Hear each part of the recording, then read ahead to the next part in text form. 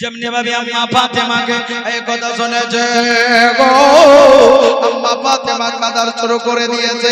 আম্মা ফাতেমা অঝর নয়নে কাঁদতে লাগেন, বলে আব্বা গো, বাচ্চা কালে ছিলাম, যখন বাচ্চা অবস্থায় ছিলাম, আমার আম্মা জান খাদিজার ইন্তেকাল হয়েছিল। আম্মা গো,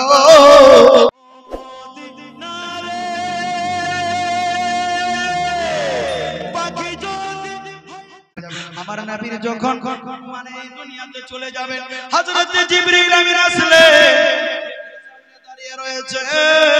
হযরত মা ফাতেমা বলে আব্বা গো, কে যেন এসেছে, দরওয়াজা খুল।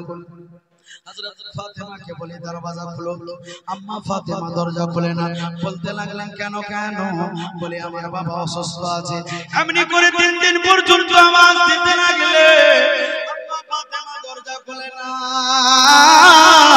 যখন 4 দিন হয়ে গেল, দরজায় দস্তক দেয়। হযরত ফাতেমাকে নবী আমার ইশারা করেছেন, বেটি দরজা খুলে দাও। এটা যেমন তেমন লোক নাই, এটা আল্লাহর ফেরেশতা। দরজা খোলা হলো। হযরত ফাতেমা সাইডে গেলেন, হযরত মা ফাতেমা সাইডে গেলেন।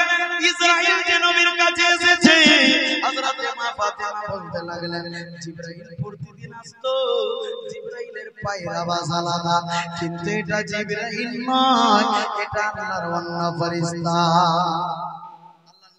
ইসরাইল কেন এসেছো?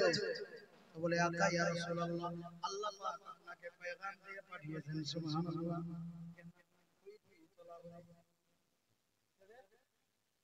আফসার কোরআন গায়, আফসার লাগেছে নারে তাকবীর, নারে রিসালাত। আফসার তাক মানে পাইকার ছিল, একটা চেপে নেওয়া যেত।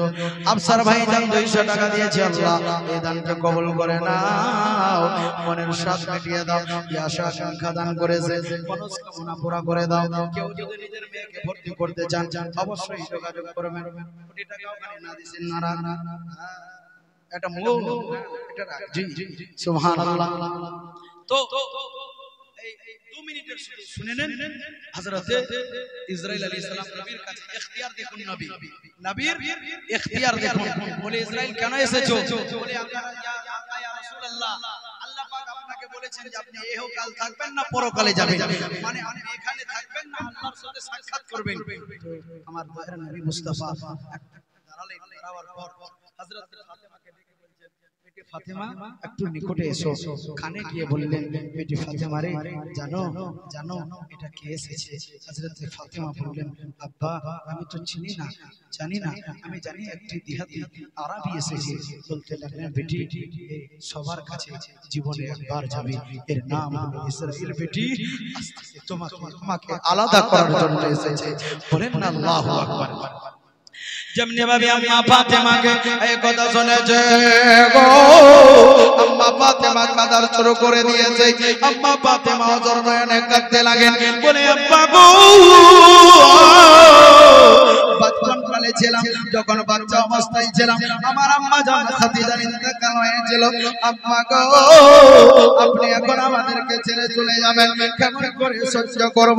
আমার দয়ার নবী মা ফাতেমাকে ডেকে বললেন, ও বেটি ফাতেমা, কাঁদিও না, কাঁদিও না, 6 মাস পরে আমার সঙ্গে তুমি জান্নাতে সাক্ষাৎ করবে। যেমনি ভাবে এই কথা হযরত আম্মা ফাতেমাকে বলেছেন, ফাতেমা মুচকি মারে হাসতে লাগলো। এবার ইসরাইল দাঁড়িয়ে আছে, আল্লাহর নবী ইসরাইলকে বলতেন, ঠিক আছে, সবাইকে ডাকলেন, বলে আমার কাউরি কাছে পাওনা দাওনা আছে, 4 দিন কেবল, 4 দিন পরে নবী আমার দুনিয়া থেকে চলে যাবেন। মসজিদে নববীতে সবাইকে ডেকেছেন, কেউ কথা বলে না, অঝর নয়নে কান্না করে। সাহাবী দাঁড়িয়ে গেল, যার নাম হলো আক্কাস। এবার বলতে লাগলো, হুজুর গো, আমার দাবি আপনার কাছে আছে। বলে আক্কাস কি তোমার দাবি? বলতে লাগলেন, নবী গো, আমার শরীরে আপনি আঘাত করেছিলেন, ওই আঘাতের বদলা আমি নিতে চাই।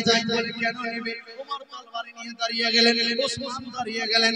বলে আক্কাস রে, নবীর উপরে আমার কথা বলো, তুমি কি লজ্জা পাওনি? তোমার কি ভয় হয় না? ওসমান গানি বললেন, আমার পিঠে চাবুক মেরে নাও। ওমর বললেন, আমাকে আমার পিঠে কড়া মেরে নাও। এবার আক্কাস বললেন, না না, আমি নবীর পিঠে করা মারব। নবীকে মারার মতো দুনিয়াতে কেউ আছে না? না বন্ধুরে আমার, আকাশের মনে একটি আলাদা রাজ ছিল। এবার বলতে লাগলেন ঠিক আছে তুমি নিজের চাওয়াটা পূর্ণ করে নাও। এবার নবী হুজরা মুবারকে নিয়ে গেলেন। এবার আকাশকে বলতে, আকাশ বলতে লাগলেন আকাশ করেছিলেন আমার শরীরে কোনো জামা ছিল না। আমার দয়ার নবী বলতেন ঠিক আছে জামা আমি খুলে দিই। দয়ার নবী মুস্তাফা নিজের জামা মুবারক যেমনি ভাবে বডি থেকে নিজের শরীর মুবারক থেকে ওঠাতে শুরু করেছে, আকাশের মনে নবীর মুখ থেকে শুনেছিলেন যে আমার পিঠের পিছন দিকে আল্লাহ মোহরে নবুয়তের সিলমোহর মেরেছে, যে একবার চুম্বন দিয়ে দিবে তার জাহান্নামের আগুন হারাম হয়ে যাবে। যেমনি ভাবে দয়ার নবী নিজের জামা মুবারক খুলেছে, আকাশ কোণাটা ফেলে দিয়ে নবী পাকের মোহরে নবুয়তে চুম্বন দিয়েছে। আর কদমে পড়ে কান্না করে নবী গো আমার মতো গোলামের কি মজা যে আপনার শরীরে আমি আঘাত করি। আল্লাহ নবী আপনি আমাকে ক্ষমা করে দেন, আপনার জবান মোবারক দ্বারা শুনেছিলাম ওই জন্য আমি এটা বাহানা করলাম, নচেত আমি চুম্বন দিতে পারবো না। আমার নবী আকাশের হাত ধরে বাইরে নিয়ে আসলেন আর এলান করে দিলেন যে জিন্দা জান্নাতীকে দেখতে চাই, আকাশকে দেখে নাও জান্নাতি দেখা হয়ে যাবে।